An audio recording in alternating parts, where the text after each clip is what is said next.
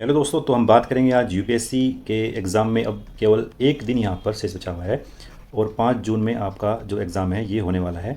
Pre वाला जो exam है आपका वो 5 जून में होने वाला है और आपकी जो तैयारी है अब तक वो लगभग अंतिम पड़ाव पर यहाँ पर पहुँच चुकी होगी, हम आशा करते हैं। आज का जो हमारा यहाँ पर मोटिव है बात करने का, वो यहाँ पर ये है कि आप प्रीवियस ईयर में जो आए हुए क्वेश्चंस हैं उनको भी सही तरीके से यहाँ पर सोल्व कर रहे हैं नहीं। आज हमारा मोटिव वही होने वाला है कि आप ऐसा ना हो कि आप अपनी तैयारी के दौरान उनको जो है हल्का सा निगलेक्ट कर दें। तो प्रीवियस ईयर में जो एग्ज़ाम में जो क्वेश्चंस हैं वो काफ़ी इंपॉर्टेंस रखते हैं आपके आने वाले एग्ज़ाम में। वहाँ से लगभग आपको जो रिपीट प्रश्न हैं, अगर आपको वो गलत होते हैं तो आप मेरिट में बाहर होने की अपने चांसेस को बढ़ा देते हैं। जो प्रीवियस ईयर में जो आए हुए क्वेश्चंस हैं वो आपके गलत नहीं होने चाहिए यदि आपको सिलेक्शन लेना है। तो आज का हमारा मेन मोटिव वही है कि हम जो प्रीवियस ईयर में आए हुए जो क्वेश्चंस हैं उनके महत्व को यहाँ पर समझ पाए। हम यहाँ पर 2 प्रश्नों को देखने वाले हैं। जो एक तो प्रश्न है यहाँ पर जो 2013 में यहाँ पर पूछा गया था और दूसरा जो हमारे पास यहाँ पर प्रश्न है वो यहाँ पर है 2021। 2021 और 2013 में यहाँ पर एक एक प्रश्न को हम यहाँ पर कंपेरिजन के तौर पर लेने वाले हैं कि कितना इंपॉर्टेंस यहाँ पर रखता है आपके पिछले साल में आए हुए क्वेश्चन। तो अब देखते हैं हम पहले 2021 वाला जो क्वेश्चन है पहले उसको डिस्कस यहाँ पर करते हैं। तो ये वाला जो यहाँ पर प्रश्न है वो देख रहे हैं, ये 19वां यहाँ पर प्रश्न है। 2021 में ये पूछा गया था एग्ज़ाम में और लगभग मेरे हिसाब से ये कुछ डी सेट का ये प्रश्न है। तो यहाँ पर जो 3 ये दिए गए थे कि जीवाणु, कवक और वायरस, ये तीनों जो हैं एक कृत्रिम संश्लेषित और माध्यम में संवर्धित किए जा सकते हैं या नहीं। तो ये जो प्रश्न था 2021 वाला है और हम बात करेंगे यहाँ पर 2030 वाले प्रश्न के बारे में।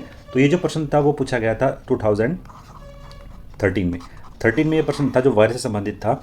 अगर आपके दूसरा जो है ऑप्शन यहाँ पर देखते हैं कि वायरस जो है किसी भी संश्लेषित माध्यम में संवर्धित किया जा सकता है, तो ये जो ऑप्शन था वही आपको यहाँ पर 21 वाले जो हमारा क्वेश्चन है उसको आप यहाँ पर कंसिडर कर सकते हैं। बिल्कुल सेम वही प्रश्न है यहाँ पर। अगर हम बात करते हैं पहले 13 वाले प्रश्न को देखते हैं कि यहाँ पर अगर हम बात करते हैं ऑप्शंस के बारे में कि विषाणु में ऊर्जा उत्पादन के लिए आवश्यक एंजाइम नहीं होते हैं, ये यहाँ पर बिल्कुल सही है। और दूसरा और तीसरा ऑप्शन है हमारा वो यहाँ पर गलत है। तो हम यहाँ से समझ सकते हैं कि जो वायरस हैं वो किसी भी जो आर्टिफिशियल मीडियम है वहाँ पर कल्चर्ड नहीं कर सकते हैं। तो अगर हमारा दूसरा ऑप्शन यहाँ पर गलत होता है तो इसके माध्यम से हम देखते हैं कि हमारा जो पहला वाला ऑप्शन है वो यहाँ पर सही होता है और दूसरा होने के बाद ये गलत है और ये गलत। 13 वाले की बात करते हैं, थर्ड ऑप्शन है हमारे पास कि विषाणुओं को एक जीव से दूसरे जीव में संचरण जैविक संवाहकों द्वारा ही हो सकता है। तो ये जो यहाँ पर है ये थर्ड जो है ये भी यहाँ पर गलत है। तो पहला ही हमारा यहाँ पर सही होगा। तो समझे हैं यहाँ पर कि विषाणु किसी भी संश्लेषित माध्यम में जो है कल्चर नहीं कर सकते हैं। अब वही प्रश्न सेम यहाँ पर हमारे पास है 2021 का।